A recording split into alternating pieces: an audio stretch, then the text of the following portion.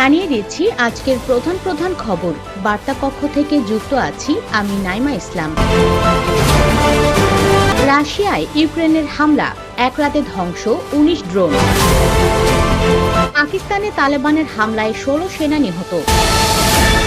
টিকটকের ওপর আলবেনিয়াতে ১ বছরের নিষেধাজ্ঞা। ব্রাজিলে বাস ট্রাকের সংঘর্ষে নিহত ৩৭। ইরানে যাত্রীবাহী বাস খাদে পড়ে নিহত ১০। গাজায় ছুরিকাঘাতে ৫ ইসরায়েলি সেনা নিহত।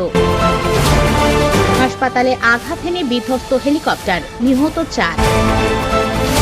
এক রাতে রাশিয়ার শতাধিক ড্রোন হামলা, ৫২টি ভূপাতিত, বলেছে কিয়েভ। লোহিত সাগরে নিজেদের ছোড়া গুলিতে মার্কিন যুদ্ধ বিমান ভূপাতিত। বড়দিনে বড় এক গ্রহাণু দেখা যাবে পৃথিবী থেকে।